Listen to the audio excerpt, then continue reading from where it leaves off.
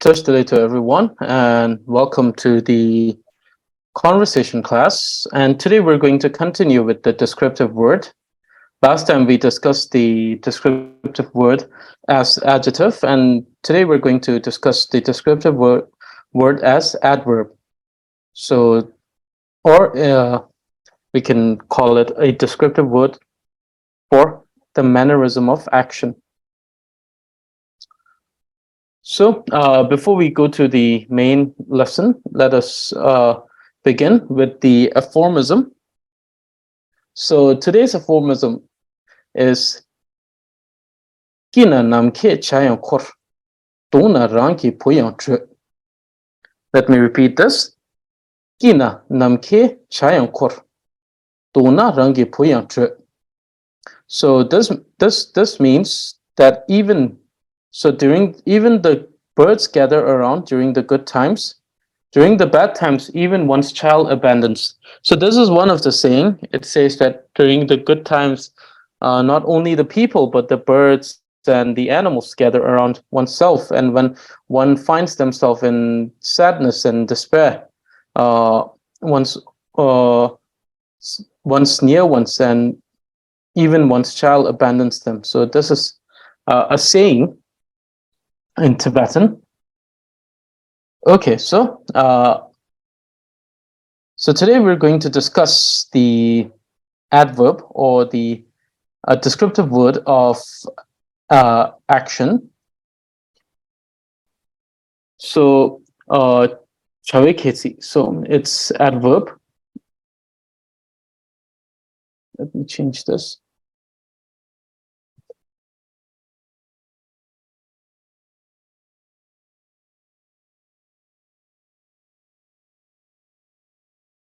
So chaweketsi. So this is chaweketsi. So today we're going to discuss the chaweketsi, not the adjective, which we discussed last time. So what is adverb or chaweketsi? Chaweketsi ni chawe juzu la deju kitsi la koge. So what do we mean by adverb? We understand adverb as something. It should be understood as a descriptive word that describes an action word. So it's a word.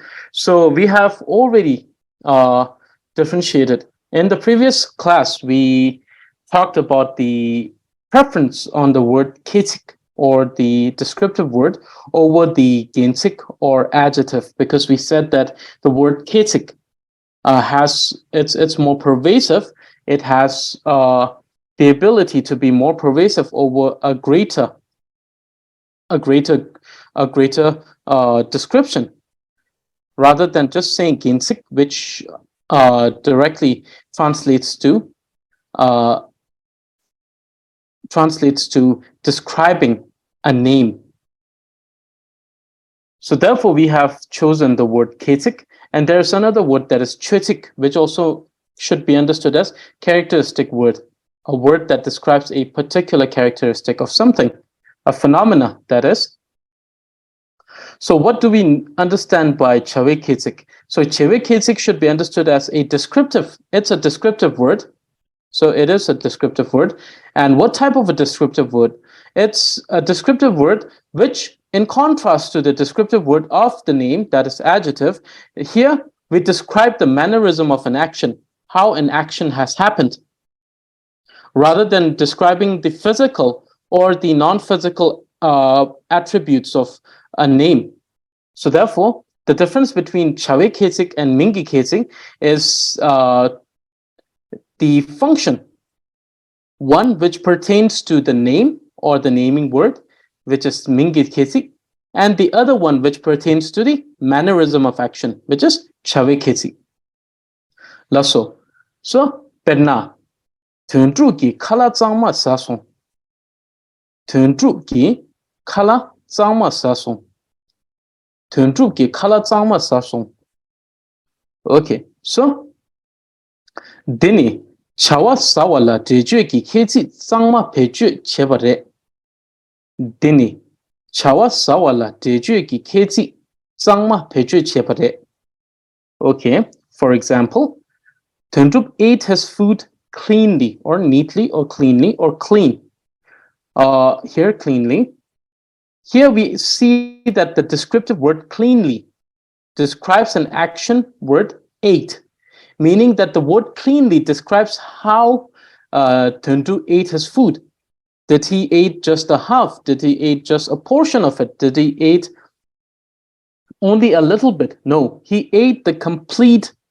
He ate it completely. He ate it cleanly. He left the plate clean. So therefore, in this particular statement, we understand the mannerism of eating, which is eating cleanly. Not cleanly in the manner of eating, but rather cleanly because there is nothing left on the plate. So we see that the word zangma describes the action kala. Describes the action sawa or sasong. Sasong here because it's a past. It's a past form. And previous classes ago, we already discussed upon this. We said that we have the companion word song when something has been done. So zangma sasong. Dini chawa sawala diju ki kezi zangma peju chepare. This is a descriptive word cleanly describing an action word ate. So here the descriptive word cleanly becomes the adverb chawe kezi. Lasso. So therefore, we have understood the definition of both the adjective and the adverb. The difference between the adjective and the adverb is that when it comes to adjective, the particular word, the descriptive word, explains the physical and non-physical attribute of the name. For example, we have ringbu, tong tong, yakbo, nianba, sangbo, nianba, zubo, jambo. All of these are attributes. Zubo and jambu could be both physical attribute. If you're talking about the sensation of touch, then jambu means smooth and zubo means rough. But if you're talking about them, when we're talking about for example, when we're talking about the character of someone, jambu means gentle, zubo means someone who is not gentle, harsh. Similarly, jambu and supu are type of words which can be understood as both adjective, chawik hisik, as well as mingi hisik, as well as chawik hisik. So let me write this down. So word like jambu and supu.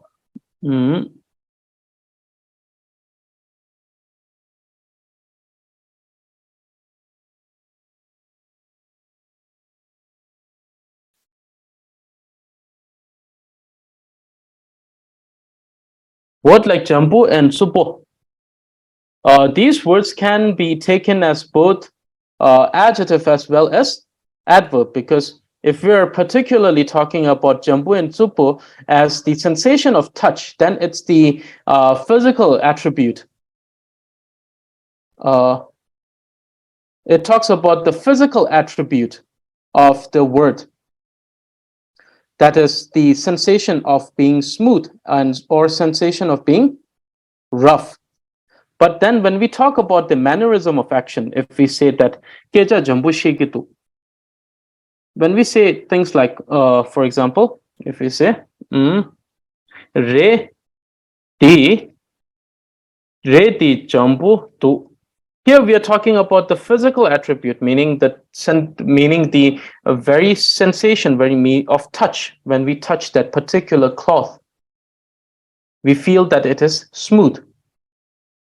But when we say, for example, if we say keja tubu she song, here we understand that here we are talking about the mannerism of action, how the action was done. The action was done in a way that someone has spoken very harshly. So therefore, word like jambo, zubo can also be understood in can be understood in both adjective as well as adverb, depending on whether, if it's, for example, reja di jambo to, here jambo is describing re, which is the cloth, whereas here zubo is describing the mannerism of talking rather than or the speech, mannerism of speech, rather than the physical or non-physical attribute of an object. So therefore, even though some of the words might be understood as adjective in the beginning, but they can also be associated with action and thus understood as adverb. Chavekhetsi. So here Tsangma can also be understood in both adjective as well as it could be understood as adverb. So for example, if we say nang di haja Tsangma do, it means that this house is very clean.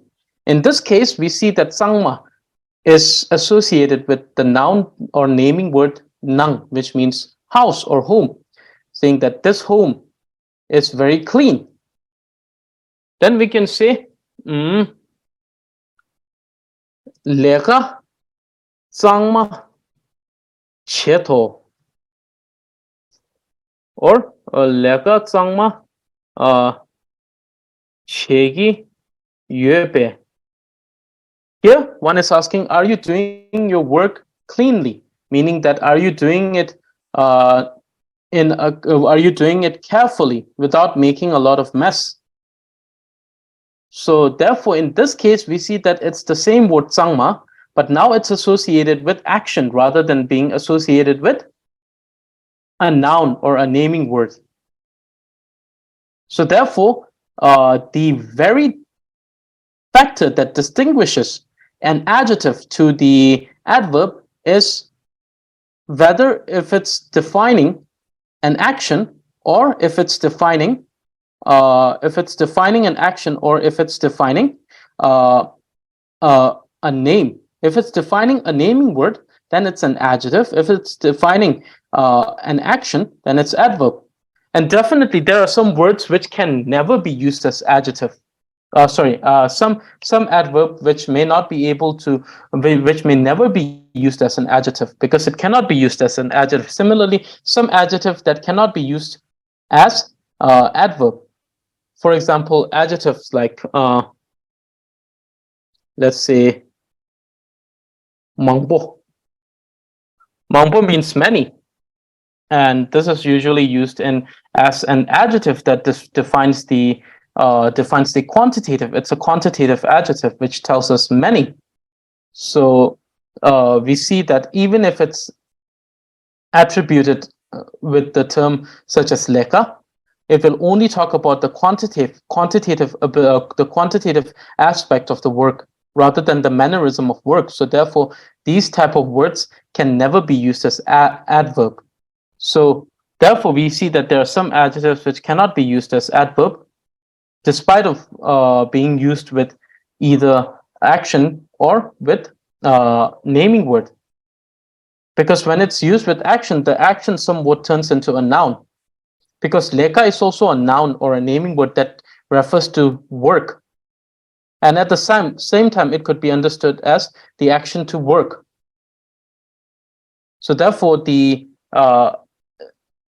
nature of certain words as an adjective, which makes it incapable of functioning as an adverb, will change that particular verb or the action word into a name. Not because the verb can be changed into a name, because the very word that we thought was a verb was actually a name. So something that sometimes functions as a noun, sometimes functions as an action. Yes, so like this. So we see that some words which functions as an adjective but cannot function as adverb. Yes. Then there are some adverb which cannot function as adjective, especially those which have the third grammatical case. For example, if we say help, if we already use the third grammatical case here, then we cannot make this into a name, because the third grammatical case has a usage case in which it can be used as adverb. Something that those of you who have already joined me for the class, for the grammar class in the first semester, are aware of it. It's during the usage case, the inferential usage case of the third grammatical case, in which we talked about the usage of third grammatical case as adverb. And these words are purely adverb. They cannot function as adjective. Whenever you use this, it has to be followed with a particular action. Because we know that the third grammatical case deals with action and the agent of the action, the doer, and the action. So therefore, these are words which are purely, adverb and cannot function as adjective. And mangbo is a word that's quantitative, and it's purely adjective and cannot function as adverb. And then there are words like zangma, supo, jambo, which can function as both adjective as well as adverb, depending on whether it's following a name or it's describing a name or it's describing an action.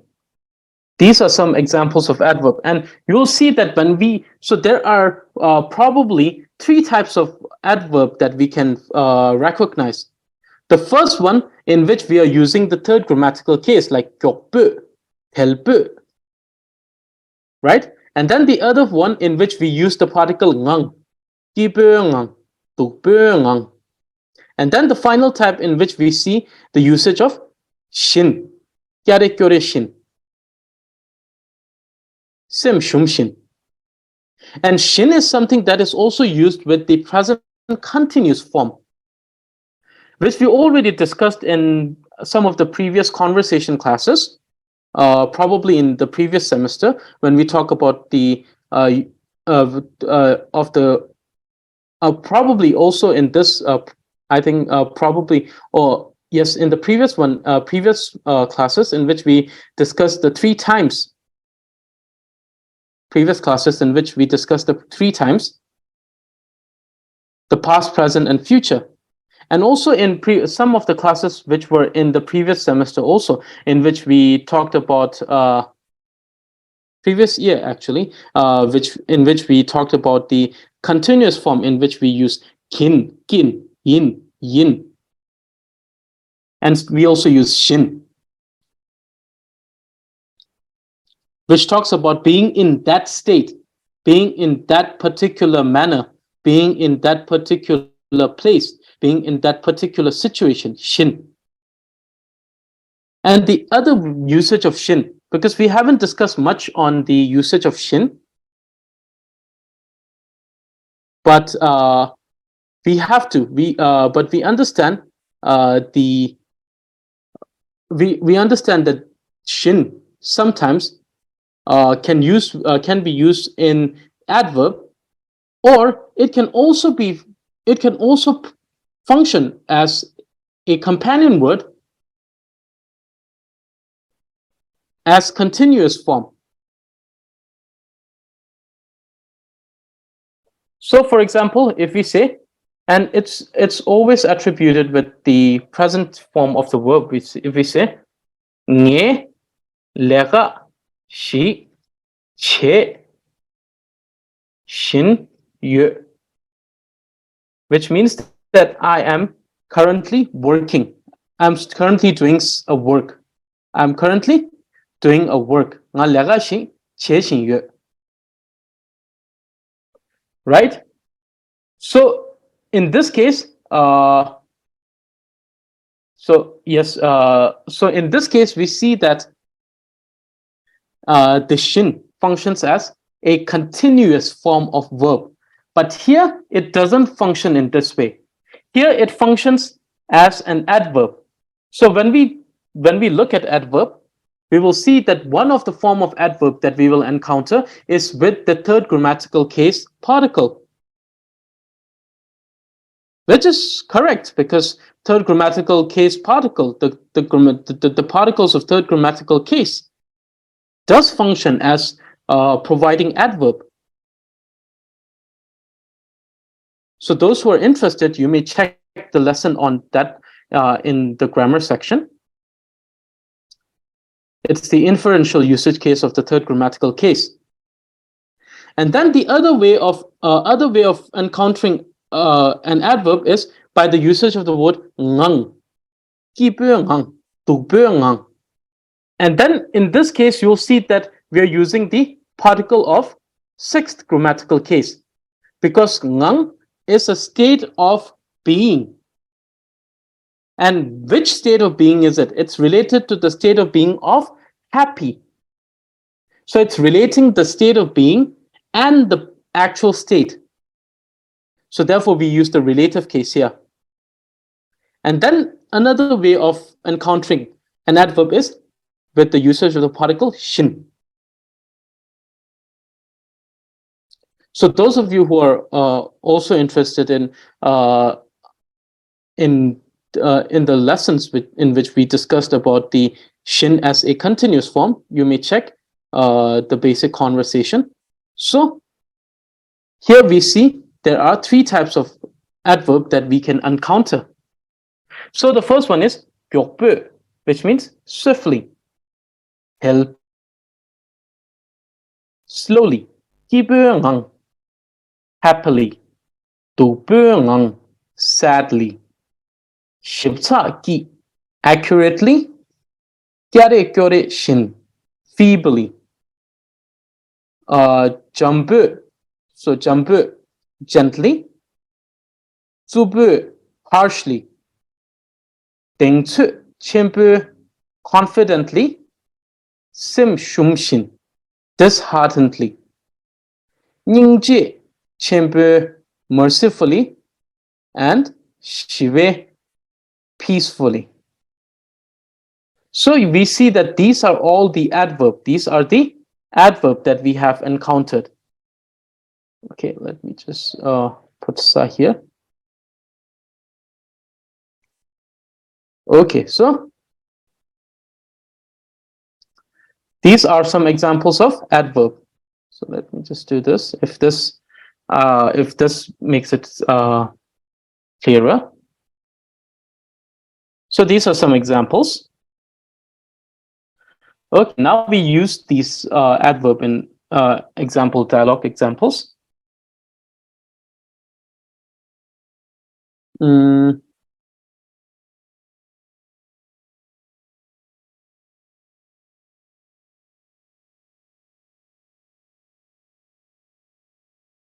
In these three forms of adverbs.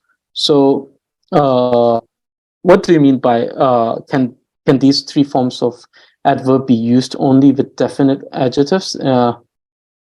Can you elaborate on the question?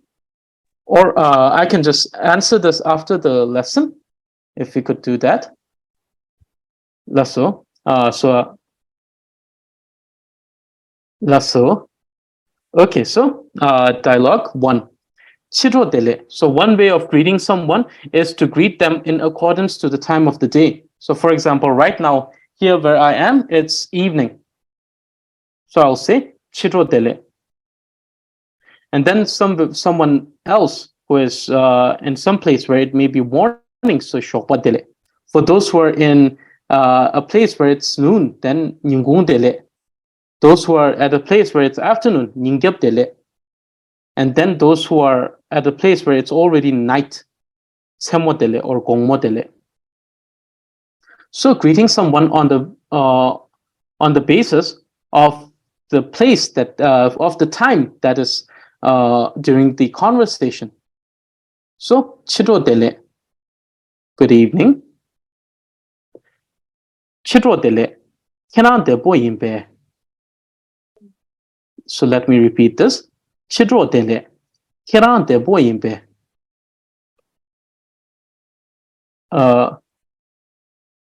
So 치료del레. 캐나데 보임베. So here we have used the more colloquial form of speaking, meaning the more spoken language, where we are asking questions instead of using the particle, so we have the particle, we usually have the particle in num. So we use the differentiating and inclusive particle. But instead of this, we have made the transition to more colloquial here. And this is because I want to include every form of conversation here as most as possible, so that every one of you will have an idea how each of the type of language, be it the spoken or the written language, manifest themselves, and what's the difference between them. So this particular particle is the particle of more colloquial particle. So chiro dele keran de boyimbe la nga de boyin keran de boyimbe. Let me go back. So keran de boyimbe like this. Okay, so keran de boyimbe. So in more, if you want to apply yourself more into the Central Tibetan dialect, and especially Hassa dialect, and you'll see that instead of saying kera, you may encounter something like kenang, because this regional, it's the influence of the regional dialect. And then you'll see more honorific in the Central Tibetan dialect. So la nga de boyin keran de boyin be. Let me repeat this. La nga de boyin keran de boyin be. Yes, I'm doing well. How is your health, or how are you? Or are you doing well? It's the similar thing. La nga de boyin ketin che. La nga de boyin ketin che. So you make a little pause after la. La is more like, yes, I acknowledge what you, yes, I have heard what you have said. Meaning that, oh, yes, I have heard what you have said. Now I'm going to reply. It's more like yes or okay. So it's a polite way of registering what has been said. La nga de boyin ketin che. I'm doing well. Thank you. So, here it's a dialogue between two people, and you'll see that the setting is between two students. So you'll see that even though there are a little bit of honorifics used here, but it has been to a more minimal level. It has been, the honorifics are used less here because it's between two students, and probably of the same class or same age. So it's more casual, but not very casual like the one we had in previous class. Less casual than that, but still more casual than having a lot of honorifics. Let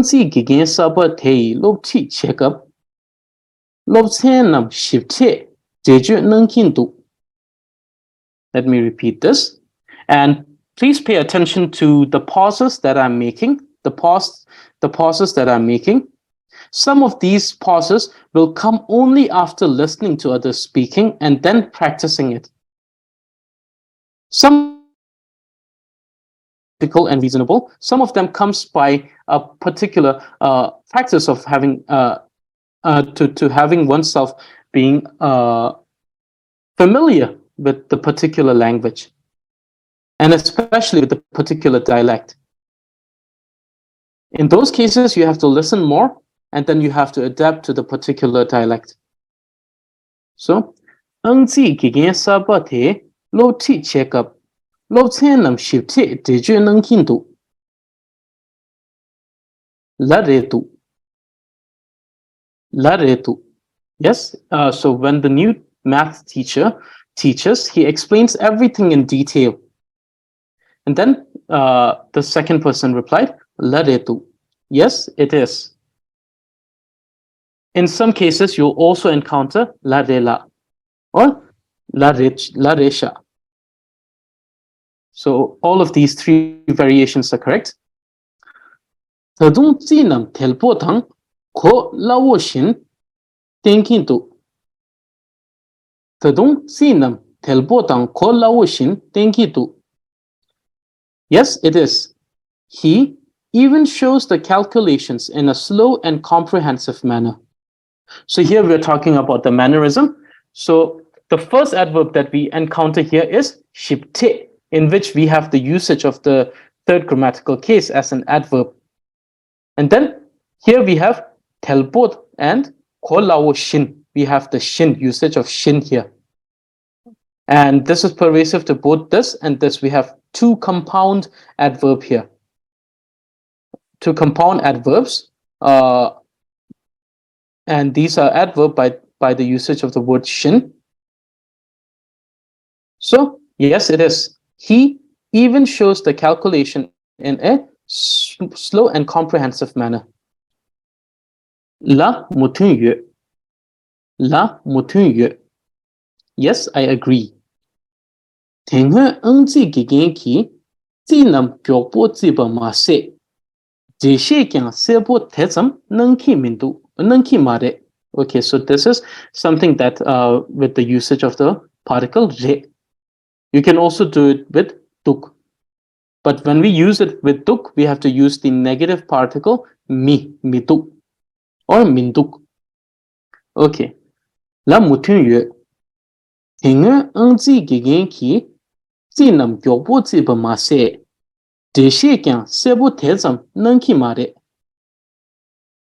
Yes, I agree. The previous maths teacher not only does the calculation swiftly, also doesn't explain it clearly. So the second person replies, la on re. So we can say la re, la on re, la re sha. So all of these are different variation you can use to say, yes, it is, agreeing with someone. Or you can once again say, la mutun yue, means I agree. Keran ki rangjo chazan chitsar songwe. Keran ki rangjo chazan chitsar songwe. La on re.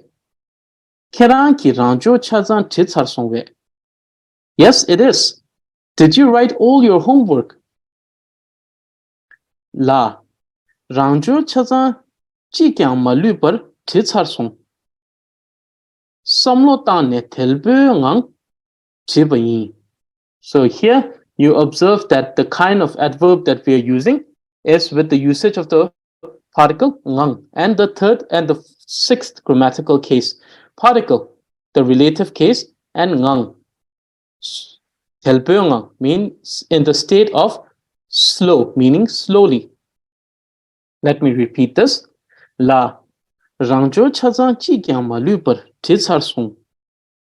Samlo tane telbe ngang tibayin. So you understand that you have to stretch it a little bit because there is the usage of this particular particle, hakiku yi, which stretches the sound of po to pe. La.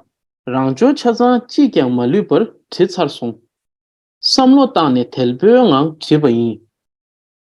Yes, I wrote all the homework without leaving out single one. I wrote it slowly by thinking. Okay, so dialogue 2. Because it's irrelevant to the first one, it's a new dialogue. So this is between the two famous characters we have in our dialogue, which is Tsiringla and Teshila. Shokwa dele Teshila. Shokwa dele Teshila. So here, the time is morning. So Shokwa dele Teshila. Good morning, Teshila. Shokwa dele Tsiringla. Te tsuzubki kan tu pepshin yue. Shokwa dele Tsiringla. Tel tsubki kan tu pepshin yue. So here we see that the adverb that we have used is tel tsubki with the usage of the third grammatical case as an adverb. Lasso. Shokwa dele Tsiringla. Tsiringla. Tel tsubki kan tu pepshin yue. Good morning, Tsiringla. Where are you going in a hurry? Tel tsubki means in a hurry. Pep is the honorific of the word dro, which means to go. And pep shin, we have the usage of shin. And here the shin is not used as an adverb, but rather as a continuous present tense. So present continuous form of the word. So it's going. Che shinpa, zhuo shinpa, love shinpa, nian shinpa, da shinpa, dun shinpa, sa shinpa, tong shinpa. So shin used as continuous form of the present verb. So tell subsub gi kan to pep shin yu. Where are you going in a hurry? La. So yes, or polite way of recognizing or acknowledging that you have heard. Kasang nye trok po ningba. Kasang nye lop tro ningba. Sonam toso. Tering nye ni shokwa chuzu geber shocha tang tab chala zongyu chershi digimbe dozem chita song. Let me repeat this. So this is a particularly long statement or a long narrative. So let me repeat this a little slower. La kasang nye lob tro ningba sonam to song. Tering nye ni shokwa chuzu gebar shokcha tang tab chala zongyu chershi digimbe dozem chita song. Yes, my old classmate Sonam yesterday. We made a plan to meet up and have breakfast together this morning at 8 a.m. and I'm a little late. So we see that with the usage. So normally we have these normal conversation where we say and things like this. And now with the addition of the tenses and the addition of the companion words and the addition of the descriptive words, and with the focus on the subject and the object and everything, where we can make sentences which are of more depth and has more sort of dynamic to it. It has a more depth to it, meaning that we're able to construct sentences which are not just plain anymore, meaning that we're able to have conversation in which we're able to say things in a more detailed manner. So therefore, it's important to study things like the adverb and the adjective in Tibetan, so that your day-to-day conversation becomes more interesting and you're able to describe things more.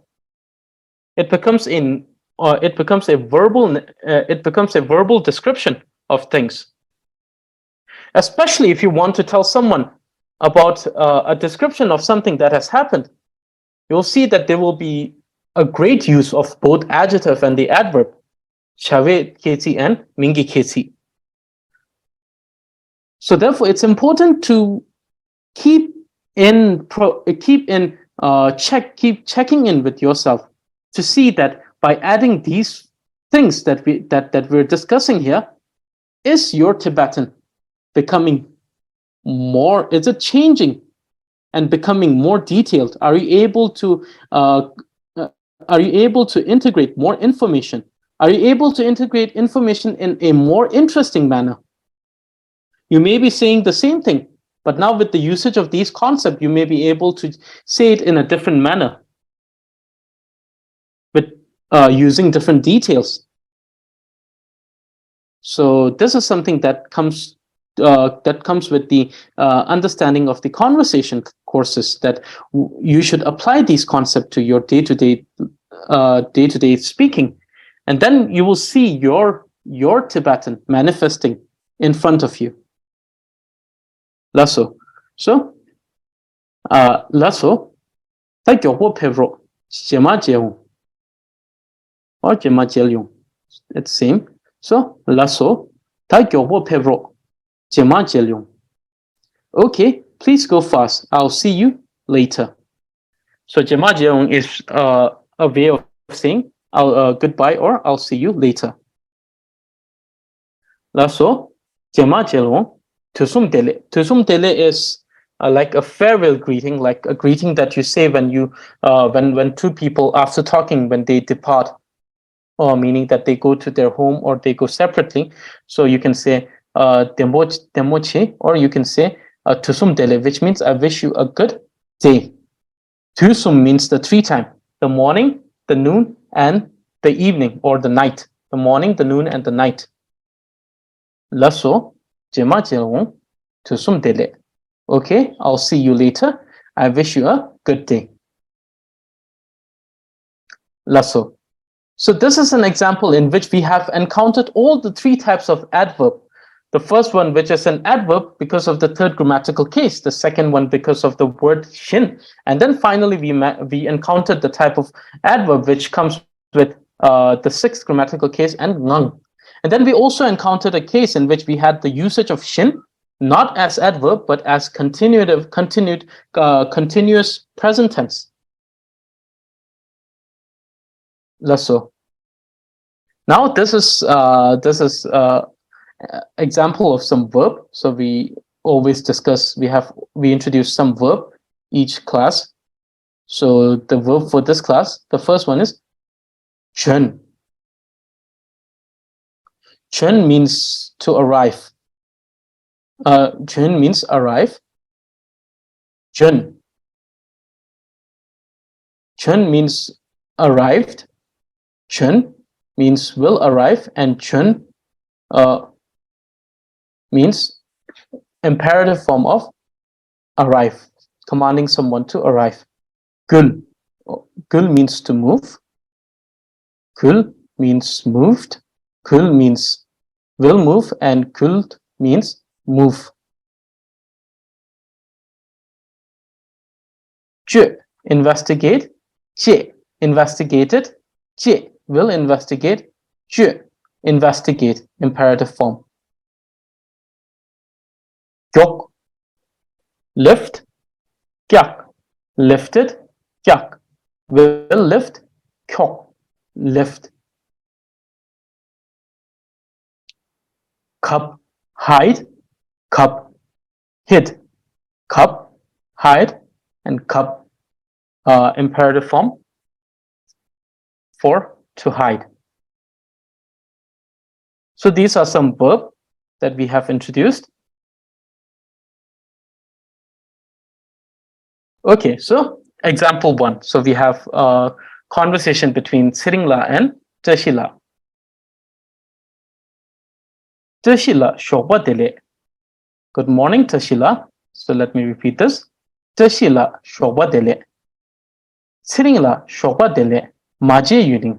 So this is one. So this is something that you can also use in your conversation, especially in a situation that you have not met someone for a comparatively long time. It cannot be used for someone that you haven't met for like a day or two. It's for someone you haven't met for like months or few weeks or years. So therefore, if it's like years,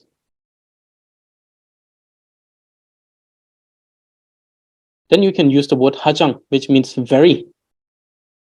Yun means duration of time. So, shoba dele maje yuring. Kiran debo imbe. Let me repeat this. Siring la shoba dele maje yuring. Kiran debo imbe. Good morning and long time no see. Siring la, are you doing well? Maje yuring tshila. Because if someone has not seen someone for a long time, it is something that's also the same for the other person, because they haven't also seen this person for a long time. Maje yuring tshila. Nga de tao chu yin. Kiran de bo yin be. So another way of saying that I'm fine is you can say nga de tao chu yin. This is something that you do with someone in a more casual setting, someone that you know. someone that you are familiar with. Otherwise, if you meet someone that you have met only for one or two was someone you have met once or twice, you'll just say, and then when you get to know them well, then you can say something like, so it depends. If you want to make the situation more casual, then you can use things like but if you want to make it less casual, then you can use because it's more this type of exchange happens in less casual setting. So let me repeat this. Maji yuni tashila. Nga de tao chuni. Kena de bo yin be. La. Nga de bo yin la. Manawe na tsaretu. So this is something when you're very close to someone and you're just joking around. So something like you're just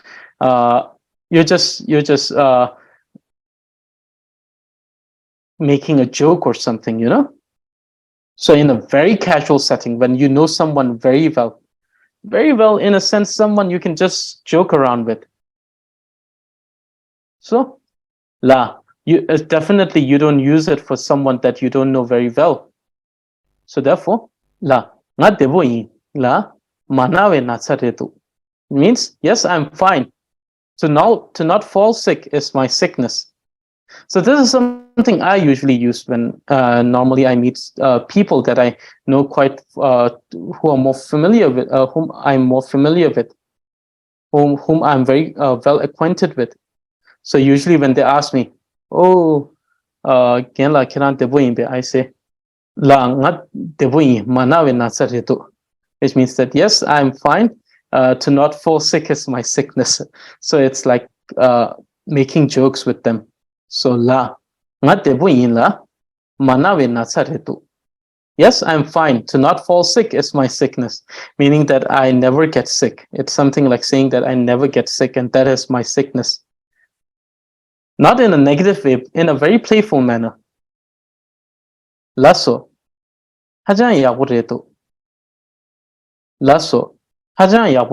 Because in most of the lessons that we have, the dialogues are more with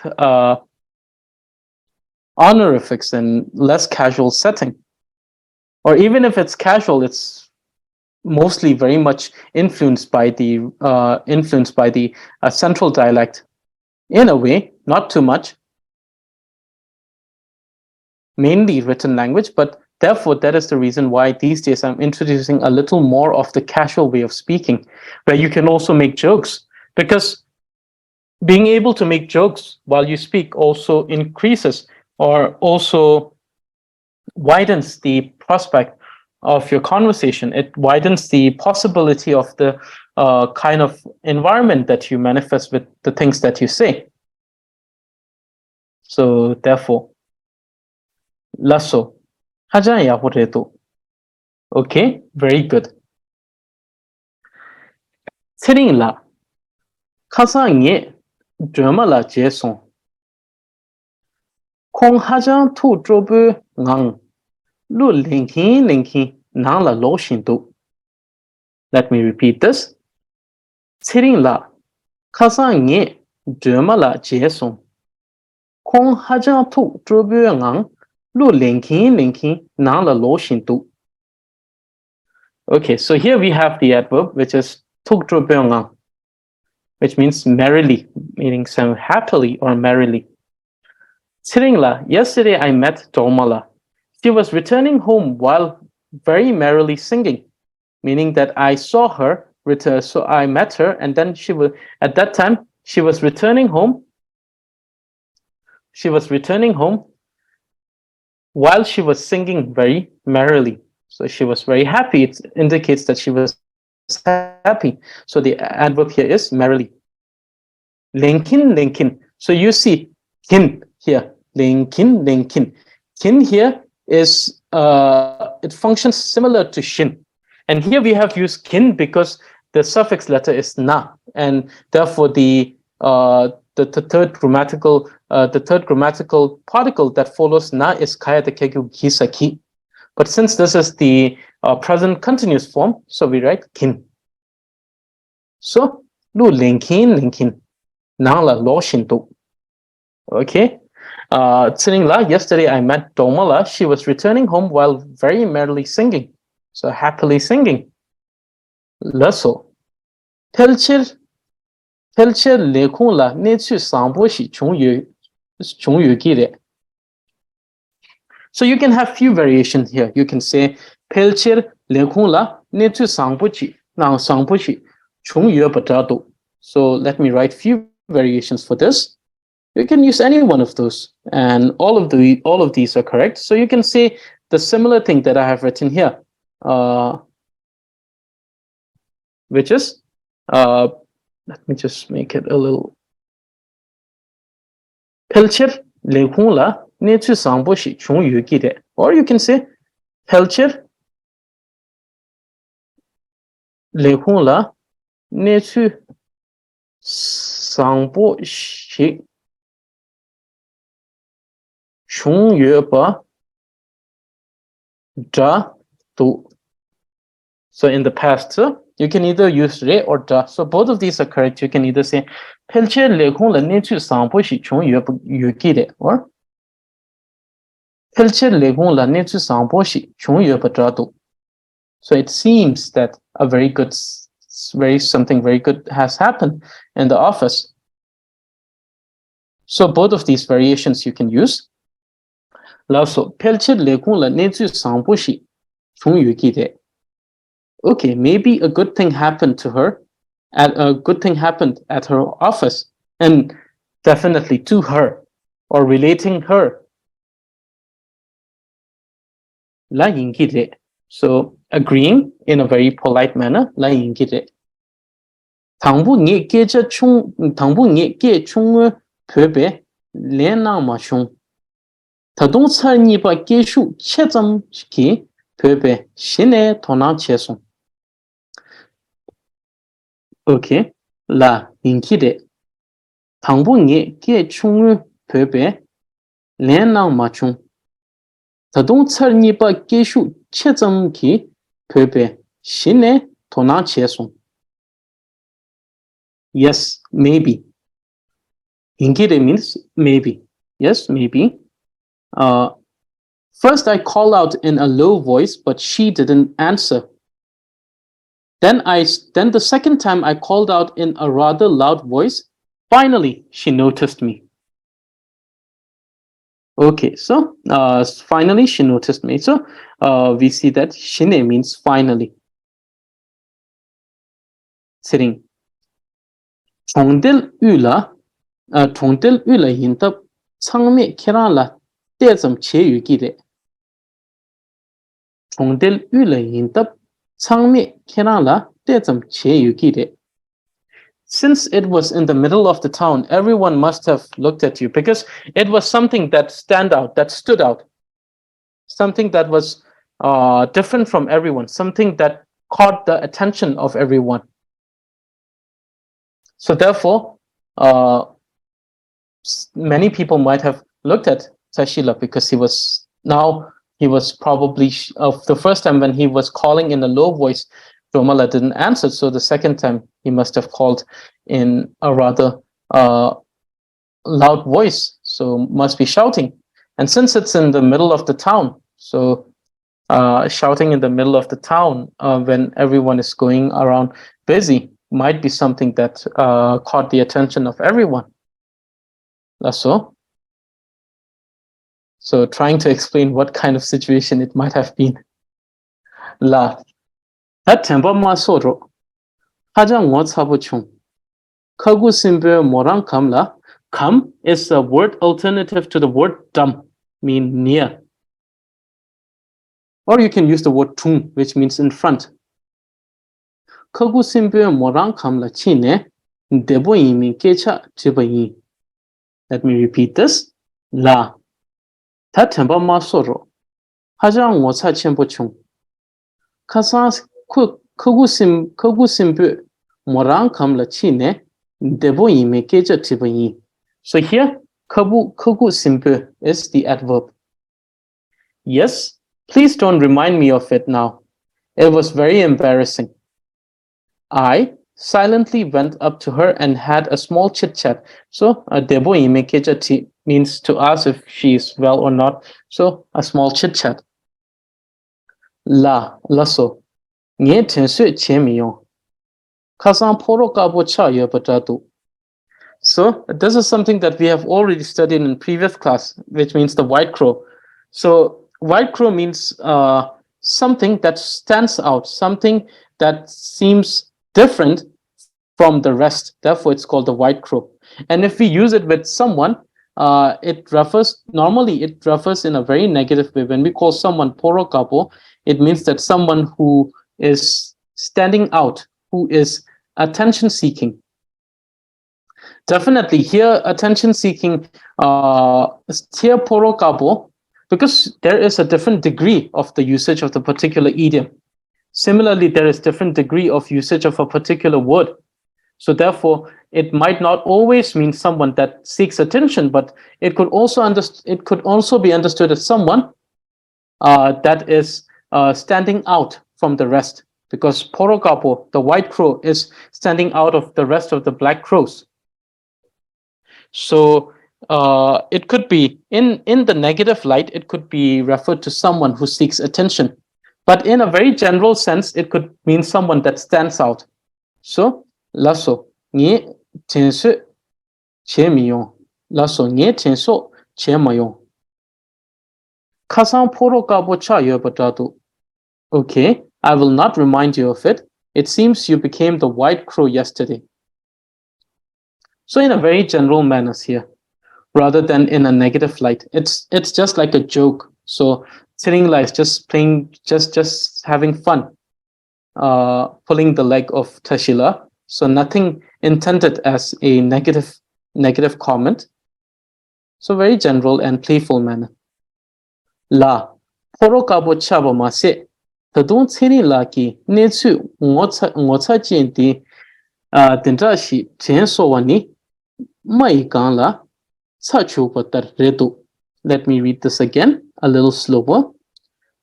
La poro kabo chawa mase, tadu tseni laki netsu, ngotsa chen tidrashi, ten sowani, mei la, redu.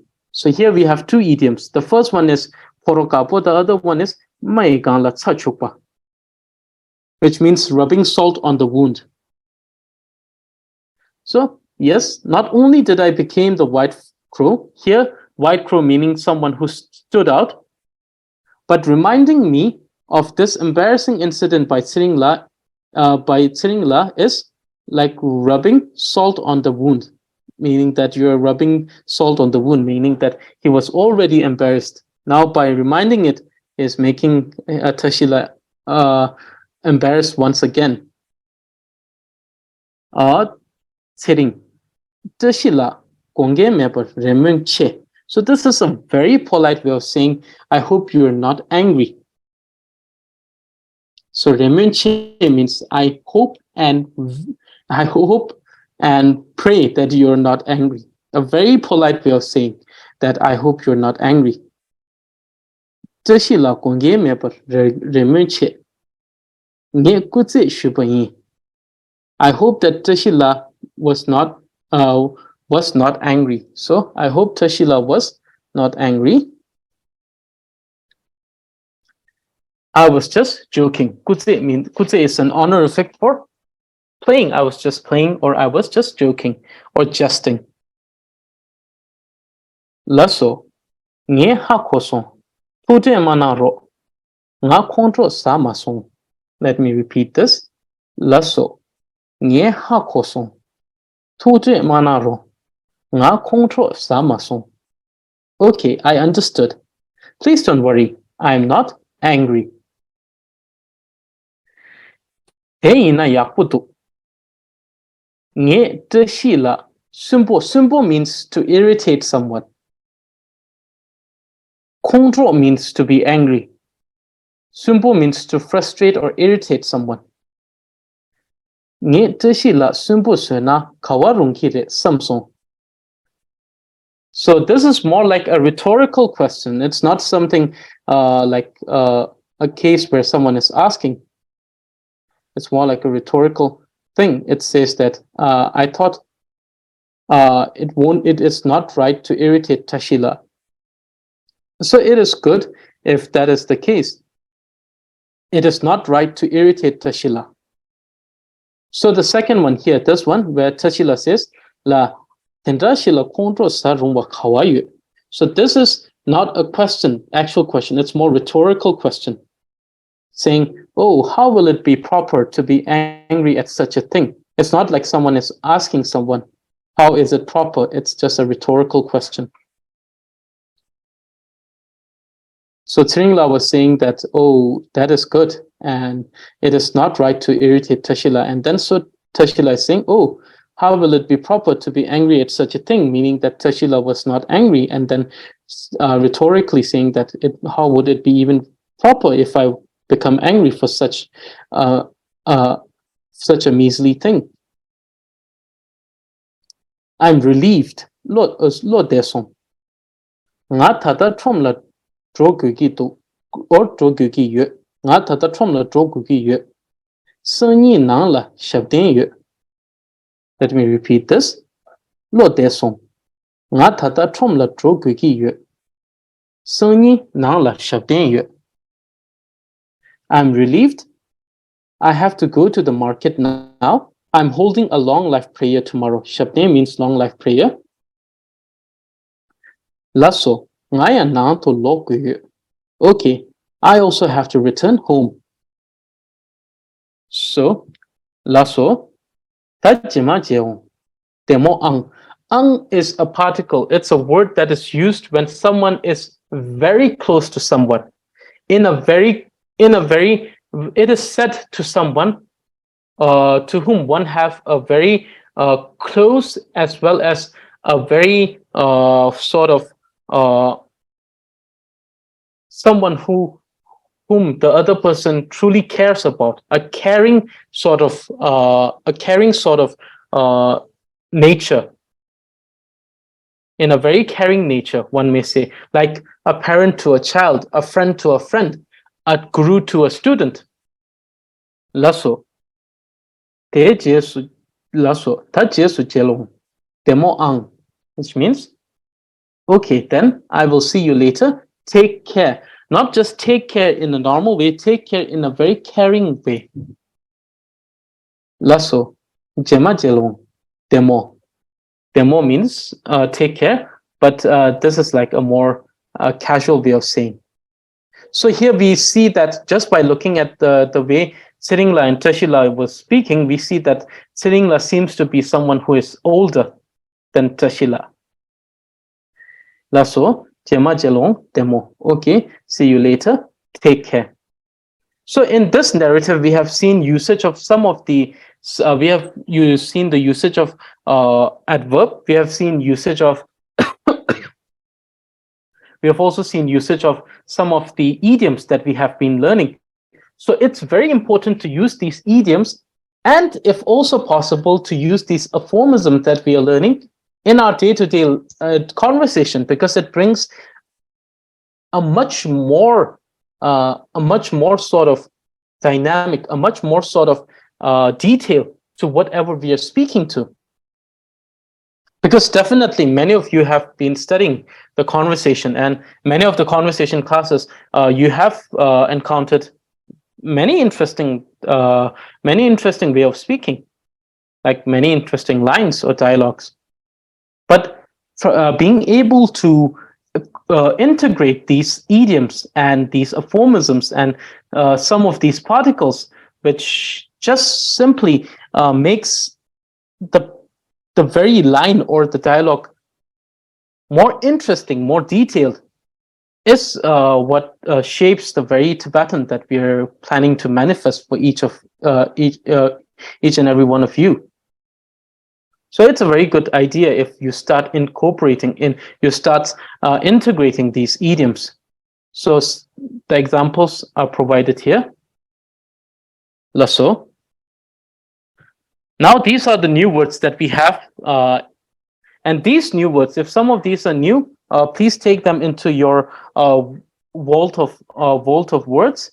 If these are some things that are repeating, then take this as a gentle and humble reminder. First one is Tongden, which means town. Loptro, classmate. Engzi, mathematics. Mutuyu, agree. Mutume, disagree. Jesu Jelong or Jema Jelong. You can either say Jema Jelong or Jesu Jelong. See you later. Majil Yurin, long time no see. Sumba, irritate. Kontro Sawa, angry. Kuku simple, silently. And then we also had another word which is Shabne, long life prayer, which I think many of you are already familiar with. Shabne. Okay, so the two idioms that we have today, the first one is Gangba Nizu. So the idiom Gangba Nizu means putting down feet at two places, which means someone who is prepared to if something happens at one place that the person is, they're always ready to run at a different place. They're already ready to just move and disappear from this particular place. Gangba Nizu. So it doesn't mean someone who have put down both their feet. No. It means someone who has a contingency plan, who has a sort of plan, a backup plan if something doesn't work out. It could be in a job, it could be in particular situation in life where someone has a backup for something that doesn't work out. So Gangba Nizu, putting down feet at two places. This idiom refers to having placed both foot in different places, that is to always have a backup when one thing doesn't work or work out. It is used with someone who is always ready to flee or disappear to another place when going gets tough or when the grass appears greener on the other side. So it refers to someone. So when we are referring it with someone saying that, oh, this person, you're a Gangba Nizu. So sorry for using Tibetan and English in one line. So if you're saying, if you're saying that, oh, you have placed both feet and you have placed you're putting down feet at two places, that means that we are referring to a person who either might have a backup to flee if things become tough. Definitely, it should not always be viewed in a very negative way. Definitely, sometimes people need to have backup for many reasons. But then it also refers to some people who have backup when things get difficult, or when they see that somewhere else is more, some people who are more opportunist, and they see that, oh, it's much better there. It appears better there. And then they just have the backup. And that the moment they decide that, oh, it's much better there, they just simply move. Which can also be seen in different lights. So definitely. But in any way, it refers to someone who has a backup plan, or who is ready to flee at any moment, and have a certain type of settlement in two places. This is called Gangba Nizu. Gangba Nizu le Tao Chue Sangbo Ji Chena Cho. Let me repeat this again. It's an example. Gangba Nizu le Tao Chue Sangbo Ji Chena Cho. It is better to make one good decision than putting down feet at two places. So for example, I'm giving an example. If someone is in a job, it's better to interrogate, to inquire about the job, and then do a job that fulfills someone in a particular way that they require it to be, rather than having a backup after backup. So this is the meaning of this particular example. The second one is kajanare. Definitely, this is something in a more negative sense because it means broken mouth and teared nose, meaning that in a situation where one has faced a physical assault, one is at a place where they have experienced a physical assault and in a bad shape. So, kajanare. This idiom refers to a state of having broken jaws of mouth and teared nose. Such situation happens when two people argue and initiate physical altercation. So when two people start throwing their hands, and then there is a state where both of them have certain type of physical injuries. And the state of having physical injuries is known as kajanare. So it's in a negative light. Mila yuju chetana nishi kajanare ki netsushi tantebala tezome. Let me repeat this. Mila yuju chetana nishi kajanare ki netsushi tantebala tezome.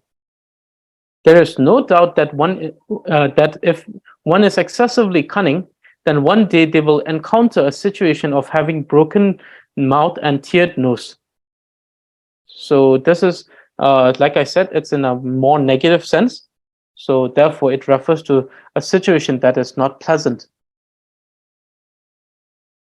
Okay, so this is it for today. So do we have any questions regarding today's lesson? I will have time for only one question today. So does anyone? Oh, we have that question. So, Agitala, can you please elaborate on the question so that I can understand it well?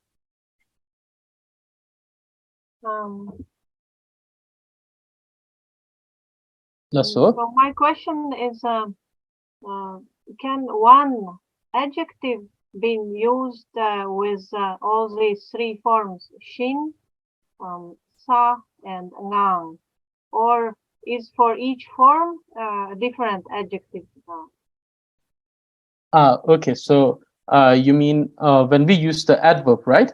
So you mean the adverb. So when we use the adverb, so is there a particular type of adverb that can be used with shin, ngang, and ki with or ki? No. There is no particular differentiation. All of these can be used interchangeably. So, for example, let me go back to this one. Where is it? Okay, so telbu can also be written as telböngang or telshin. And all of these will be understood as swiftly. Let me just write it. So I think it will be better. Let me write it. Okay, so telbu is the first one where we are using the third grammatical case to make it an adverb. Telbu. Telböngang. And we have telshin. And all of these have the same meaning of slowly. So you can use either of these with bö, ngang, and shin. So there is no difference in meaning, no? No differences in meaning, no difference in meaning, but yes, different in the presentation. First one with different particles, second with different, and third with different. So all of them can be understood as telbu means with being in the state of slow. Telböngang means in the state of slow. Telshin means with the nature of being slow. So this could be understood in this way. Thank you. Lasso. Okay, so very sorry, but today we have only time for one question. So therefore, those who have any more questions, please feel free to ask them in the group or directly to me, and I will answer them as soon as possible. And please check the examples that we have. The more you check them, the more you'll see the usage of the idioms, how you use them, and then listen to the way things are being pronounced so that you can also have the idea of how to pronounce things and then where to pause. But definitely, it's one way of being familiar with the languages, to listen to it. And then the other one is to understand the concept, the different type of words that we're using, when to use them, how to use them. So therefore, please listen to them also. Okay, so this is it for today. And I hope that the lesson was beneficial to every one of you, as it was beneficial to me. And I hope everyone enjoyed the lesson as much as I enjoyed it. And so I'll see every one of you tomorrow for the same lesson. So this was the lesson for the one that we postponed last Sunday. So we have another lesson tomorrow for the same conversation class. So I'll see every one of you tomorrow, and I wish every one of you good morning wherever you are. Good morning, good afternoon, good noon, good evening, and good evening, and Tashitele to everyone. That's all.